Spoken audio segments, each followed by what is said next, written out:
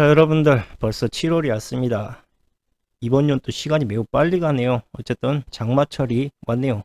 이 장마철이 무려 한 달간이나 지속된다라는 이야기가 있습니다. 보통은 뭐 보름 아니면 그보다 짧은 뭐 10일 뭐 이 사이에 원래 장마철이 끝났는데 기후 변화의 뭐 탓인지는 모르겠지만 한 달간 장마가 예고돼 있다고 하니까 이 장마 대비 잘 하시고요.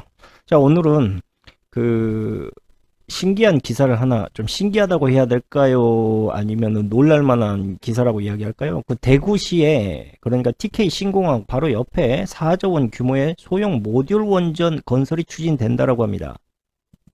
그렇습니다. 제가 얼마 전 방송에서 이야기했던 소형 모듈 원전인 SMR을 대구시에 설치한다라는 이야기죠. 이 SMR에 대해서 그래서 여러분들이 많이 궁금해할 것 같기도 하고, 사실상 이것을 추진하고 있는 게 정말 올바른 정책일까, 이 부분에 대해서 한번 우리가 대놓고 이야기를 한번 해보면 좋을 것 같아서 제가 오늘 방송으로 이걸 선정을 했습니다. 일단 대구시에서 진행되고 있는 이 소형 모듈 원전이 낙동강 물을 활용한다고 합니다. 여러분들, 낙동강 물은 식수입니다. 미친 거 아닙니까? 여러분들, 어떻게 식수를 갖다가 원전 냉각수로 사용한다라는 이야기가 나옵니까? 그런데 여러분들이 왜 이렇게까지 무리한 추진을 하고 있는 것인가? 이건 뭐 제가 말씀드렸던 아리백 정책에 대한 추진의 일원일 수도 있는데, 사실 그보다 더 깊은 내막이 있습니다. 자, 쭉쭉 거슬러 올라가 보면 가장 화두가 되는 인물이 하나 떠오릅니다. 그렇습니다. 역시 우리를 저버리지 않는 빌 게이츠 형님이 바로 이 소형 모듈 원전을 추진하고 있죠. 그런데 사실상 이 소형 원전을 추진하고 있지만 아직 경제성과 안전성에 대한 논란이 계속 진행되고 있기 때문에 이것이 과연 사업이 성공할지 안 할지 미지수에 빠져 있는 상황이다. 그러나 어쨌든 빌 게이츠는 원자력 발전사 테라파워를 앞세워서 미국 내에 첫 소형 모듈 원전, 즉 SMR 건설을 위한 사업을 떴다. 자, 문제는 바로 여기서부터 시작이 됩니다. 그러니까 미국의 테라파워사가 일본과 매우 밀접한 관련이 있다라는 겁니다. 그리고 일본과 함께 소듐 냉각 고속로를 협력 강화하고 있는 상황입니다. 그렇지만 대부분 이 테라파워사가 가지고 있는 소형 모듈 원전 기술은 일본이 거의 가지고 있습니다. 한마디로 지금으로부터 2년 전, 그러니까 2022년부터 테라파워사는 일본의 세계 기관과 손을 잡고 SFR 기술 개발 관련해 MOU를 체결한 바가 있습니다. 이 SFR이 바로 소듐 냉각 고속로입니다. 사실상 일본은 이 후쿠시마 원전 사고가 터진 이후로부터 꾸준히 이 소형 모듈 원전에 대한 연구를 지속했습니다. 그 이유는 지진이 매우 많은 지역이다 보니까 지금처럼 큰 원전으로서 이 가동을 한다는 것이 매우 위험하다는 것을 깨닫게 되고 소형 원전에 대한 엄청난 기술력을 투자하죠. 그러나 2016년 이후 일본 정부는 2010년부터 여러 가지의 연구를 했지만 결국 모든 문제로 인해서 가동되지 못하고 이것을 연구 폐쇄하기로 결정을 합니다. 그러다가 갑자기 아리백 정책 추진이 뜨기 시작하면서 일본이 추진하고 있는 소형 모듈 원전이 갑자기 인기리에 빌 게이츠를 통해서 확산되기 시작을 한 겁니다. 직설적으로 말씀드리자면 현재 마이크로소프트 창업자 빌 게이츠가 설립한 원자력 발전사인 테라파워는 대부분 일본이 가지고 있는 기술력을 그대로 가져와서 이 원자력을, 이 소형 모듈 원전을 만들려고 추진하는 것입니다. 그러니까 빌 게이츠는 아리백이라는 정책을 이용해서 새로운 돈벌이에 눈이 뜨기 시작했던 것이고, 일본이 꾸준히 실패를 거듭하면서 만들었던 소형 모듈 원전 기술을 바로 이 아리백 정책과 함께 돈벌이로서 새로운 이런 방향을 제시한 것이죠. 사실상 빌 게이츠가 추진하기 이전부터 일본은 2021년부터 일본과 프랑스 이 두 나라가 손을 잡고 아리백이라는 저 말도 안 되는 추진 정책을 통해서 탄소 중립 원전이다 라고 강력히 외치면서 이 SMR 건설을 뛰어들고 있습니다. 그런데 사실상 이 SMR 건설을 이들이 일본과 뭐 선진국들이 뛰어들고 있는 그 이유는 바로 인공지능에 대한 엄청난 전기를 어떻게 충당할 것인가에 대한 문제를 그동안 고민하고 있었던 것들을 가장 확실하고 완벽하게 처리할 수 있는 유일한 방법이 바로 원자력밖에 없었기 때문입니다. 하지만 원자력은 사실 그 명분이 많이 부족하다라는 것입니다. 쉽게 말해서 원자력은 그 자체로는 청정 에너지, 깨끗한 전기, 또한 값이 싼 전기로 인식할 수 있겠지만 사실상 이것을 폐기할 때 그 모든 비용이 엄청난 비용이 들어가게 됩니다. 즉 조삼모사와 같은 것이죠. 그래서 사실상 이 원전의 위험성과 또한 그 폐기 비용에 따른 문제를 우리가 보자면 이것은 전혀 유용한 정책이 아닙니다. 하지만 이것만큼 에너지 효율성을 극대화할 수 있는 것 또한 현재 없는 것이 사실이죠. 그래서 빌 게이츠 역시 아무리 에너지에 대한 새로운 기술력을 끌어올린다 하더라도 이 아리백에 가장 적합한 그리고 유일한 기술력에 대한 책은 원자력밖에 없다라는 것을 깨닫게 된 것입니다. 그렇다고 큰 원자력을 계속 운영해 나간다라는 것은 사실상 명분에 전혀 어울리지 않기 때문에 그것을 소용하는 것이 가장 최상의 돈벌이가 될 것이다 라는 것을 누구보다 눈을 뜨고 재빠르게 움직이기 시작했던 거죠. 그렇게 일본은 2021년 캐나다에 드디어 소형 원전 수출을 수주받습니다. 그런데 이 소형 원전을 수주받은 사람이 다름 아닌 제너럴 일렉트릭 합작사입니다. 이 제너럴 일렉트릭 합작사를 뒤에서 열심히 투자했던 자가 바로 빌 게이츠입니다. 즉 아리백 정책과 빌 게이츠는 매우 밀접한 관련이 있다라고 보시면 됩니다. 새로운 에너지 정책을 바꾸는 데 있어서 가장 좋은 이미지, 사람들에게 가장 강하게 어필할 수 있는 성공한 이미지로서 홍보할 수 있는 사람이 바로 빌 게이츠고, 빌 게이츠는 그 대가로 엄청난 돈을 벌게 된 것입니다.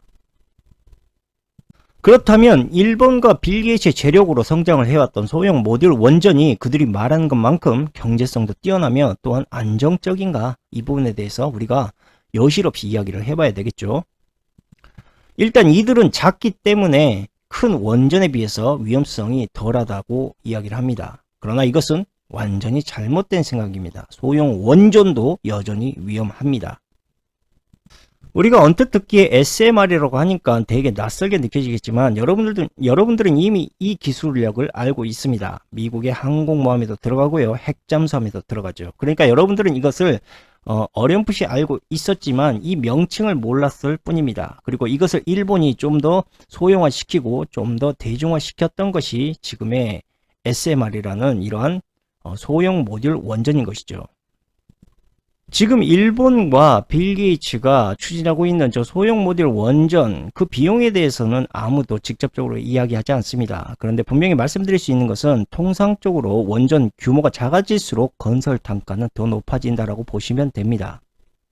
예컨대 대구시 현재 추진하고 있는 4조 원대 소형 모듈 원전은 그 크기와 면적에 비해서 엄청난 돈이 들어간 것이다라고 생각하시면 됩니다. 그러니까 소형 모듈 원전은 우리가 아는 것만큼 싸지 않고 매우 비싸다. 그 규모와 크기 또한 기술력으로 따지고 봤을 때도 지금의 원전보다 그 단가가 훨씬 높다라고 생각하시면 됩니다. 사실상 미국과 유럽은 일본의 기술력을 갖기 이전, 즉 40년 전부터 SMR 상용화를 위해 수십조 원을 투자를 했습니다. 그리고 뼈아픈 실패를 계속 경험을 했죠. 즉 이 기술력은 현재도 완벽하지 않는 테스트 버전이다 라고 생각하시면 됩니다. 일본 역시도 여기에 엄청난 투자와 시간과 비용을 들였지만 이 역시 현재 완전한 원전, 소형 모듈 원전이 탄생했다라고 말하지 않습니다. 즉 아직도 불완전한 기술이다. 그리고 사실상 SMR의 이 기술력의 원초적 시작점은 바로 러시아입니다. 러시아의 체르노빌 원전 사고 이후 러시아에서 많은 연구를 거듭해 SMR이라는 새로운 소형 모듈 원전에 엄청난 희망을 걸었죠. 그러나 이것은 엄청난 실패.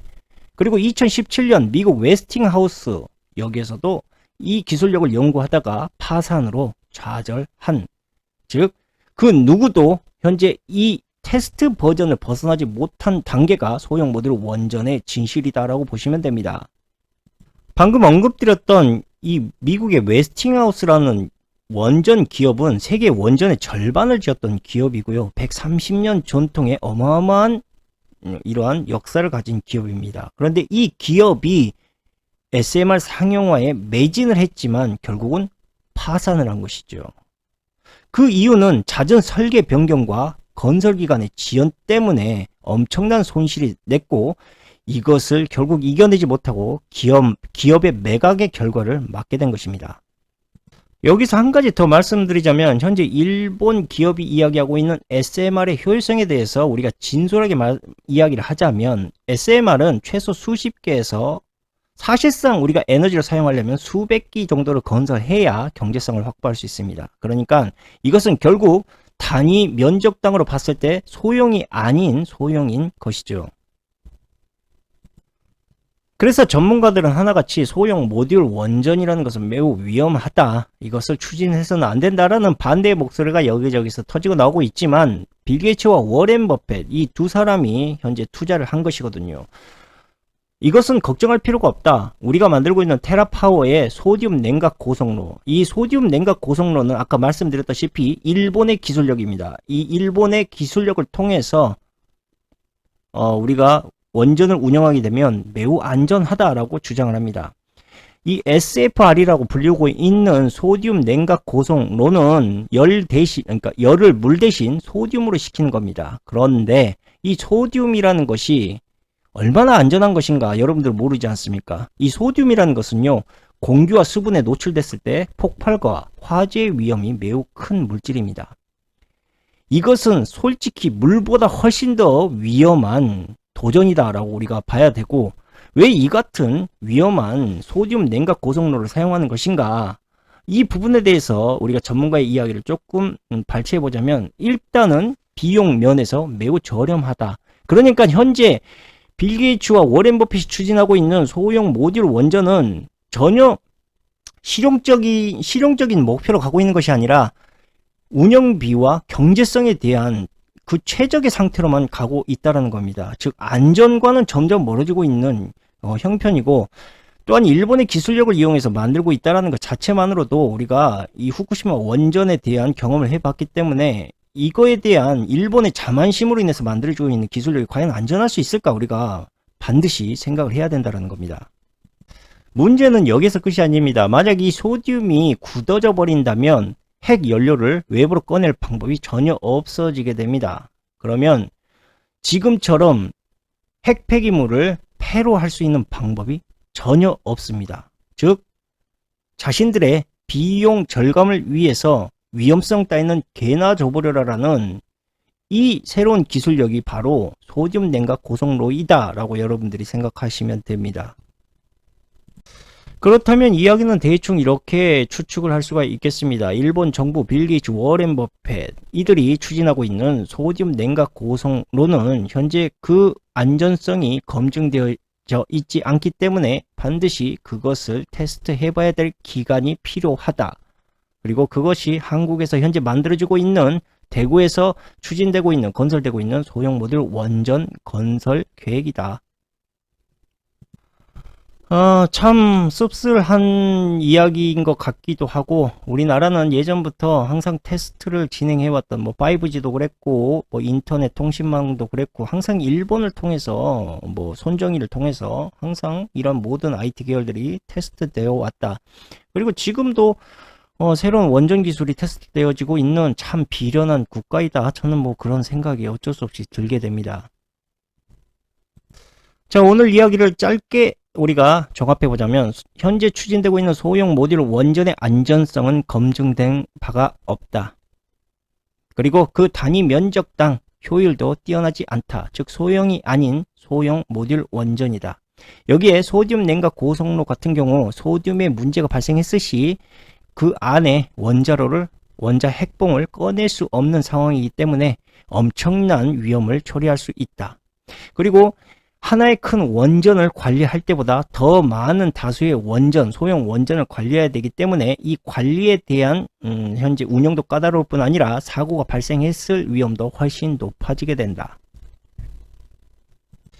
그러함에도 이들이 이러한 새로운 소형 모듈 원전을 추진하는 이유는, 이것이 새로운 에너지원, 즉 아리백이라는 그럴싸한 명분으로 새로운 돈벌이가 될 수 있기 때문이다. 물론 돈벌이가 되면서 환경이 오염되든 말든 위험성이 커지든 말든 그것은 내 알 바 아니다. 만약 그것을 생각하는 자들이었다면 이것은 절대 지금 효율적인 새로운 에너지원이다라고 주장할 이유도 없거니와 이것을 전문가들이 아직도 검증되지 않는 위험한 제품이다라고 하나같이 이야기하고 있지만 그것을 모두 무시하면서 이 같은 계획을 추진할 이유가 전혀 없다. 여러분들도 이제 슬슬 깨어나셔야 될 때입니다. 여러분들이 아직도 이 나라의 주인이다라고 생각하신다면 그건 큰 착각이란 이야기죠. 여러분들을 모시는 정치인이란 집사들이 여러분들 정말 주인으로 생각했다면 어떻게 주인의 집에 저런 위험한 폭탄을 함부로 들여놓을 수가 있겠습니까? 이들은 항상 국민을 위한 국민이라는 이야기를 주구장창 외치면서 그 뒤로는 자신들의 이속을 챙기는 데 바쁜 자들입니다. 여러분들 분명히 말씀드리겠지만 착각하지 마십시오.